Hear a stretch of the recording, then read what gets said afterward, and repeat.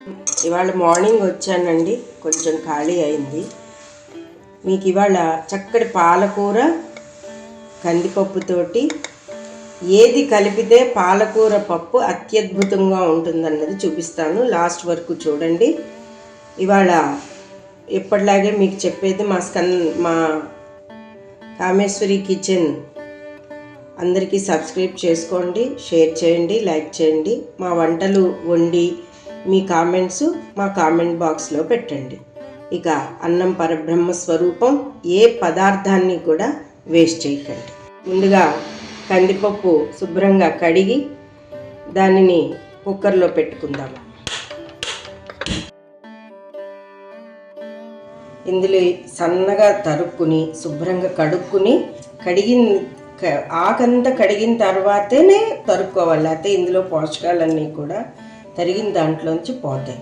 పాలకూర anti oxidants, గుండె జబ్బులు నివారిస్తుంది, క్యాన్సర్ వ్యాధి నివారిస్తుంది, వైటమిన్ కే ఉంటుంది, పుష్కలమైన సంపూర్ణ ఆరోగ్యాన్ని ఇచ్చేది పాలకూర.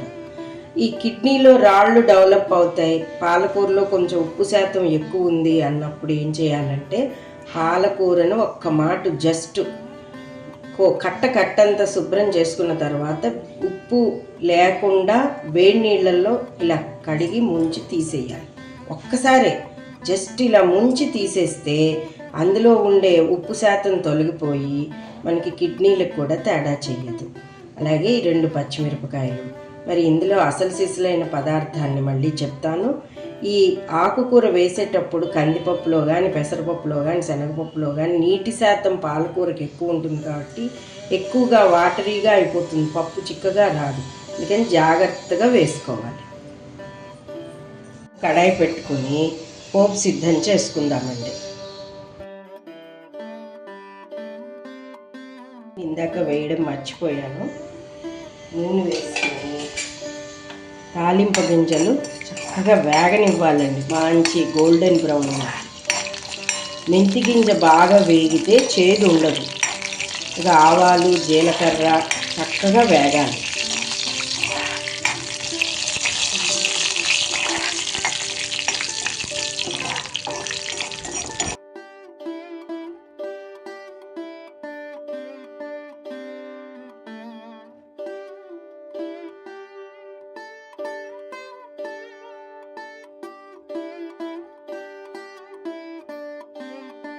కాస్త పసుపు వేసుకుని సిద్ధం చేసుకోవాలి.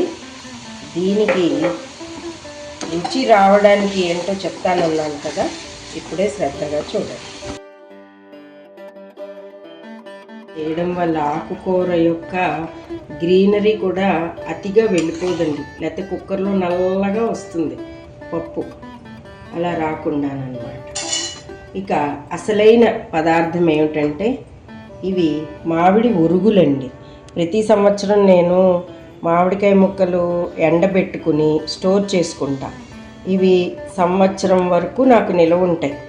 ఇవి ఎప్పుడైనా పచ్చళ్ళల్లో వేసుకోవచ్చు, ఇలా పప్పుల్లో కూడా వేసుకోవచ్చు. పాలకూర పప్పు అంటే ఈ మామిడి ఉరుగుల ఈ చిక్కదనాన్ని గనక చక్కగా వేస్తే అబ్బబ్బబ్బా అత్యద్భుతమైన రుచి వస్తుంది.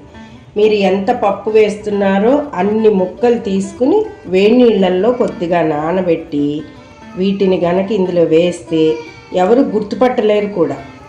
చింతపండు పులుసు వేస్తారు, నిమ్మకాయ రసం వేస్తారు, టమాటాలు వేస్తారు, అయినా సరే చప్పదనంతో పాలకూర టేస్ట్ మారిపోతూ ఉంటుంది. కానీ ఇది వేసినప్పుడు పాలకూర టేస్టు తెలుస్తుంది, చక్కటి పులుపు టేస్టు తెలుస్తుంది.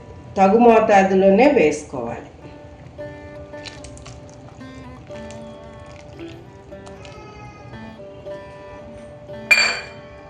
ఈ మాగాయ ముక్కలు, అదే ఎండు మామిడికాయ ఒరుగులు వేసేటప్పుడు ఆకుకూర పప్పుల్లో కానీ ఉప్పుని జాగ్రత్తగా వేసుకోవాలి. ఎందుకంటే ఇవి ఆల్రెడీ మనం ఉప్పులో వేసి ఎండబెట్టుకున్న ముక్కలు కాబట్టి ఉప్పు శాతం ఉంటుంది. అలాగే పాలకూరలో ఉప్పు శాతం ఉంటుంది కాబట్టి జాగ్రత్తగా వేసుకోవాలి. దాంతోపాటుగా సరిపడా పచ్చిమిర్చి చిన్నగా తరుక్కుని, ఉడుకుతుంటేనే మంచి తాలింపు వాసన, పప్పు వాసన తెలిసిపోతుంది. అప్పుడే మామిడురుగుల వల్ల హై ప్రోటీన్ అండి. మామిడికాయ కాయల్లో రారాజు, పళ్ళల్లో రారాజు.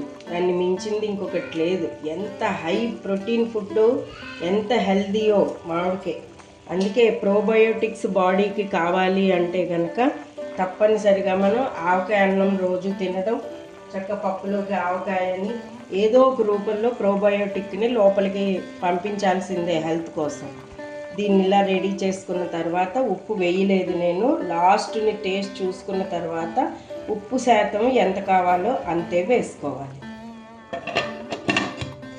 మగ్గిపోయేంత వరకు బాగా కొంచెం లేట్ అవుతుంది, ఎందుకంటే ఉప్పు మామిడికాయ ముక్కలు కదా, కాస్త విజిల్స్ ఎక్కువ రానివ్వాలి. పాలకూర పప్పు రెడీ, గుమగుమలాడిపోతుంది.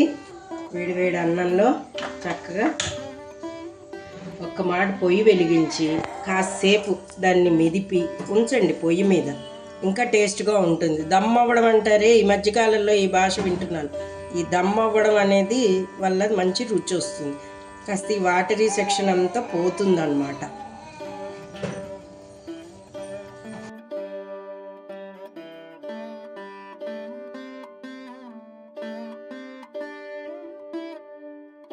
ఆకు మళ్ళీ మళ్ళీ మళ్ళీ ఇంకోసారి పప్పుతో సమానంగా ఆకు, అలాగే ఉడుకుతుంటే మంచి వాసన.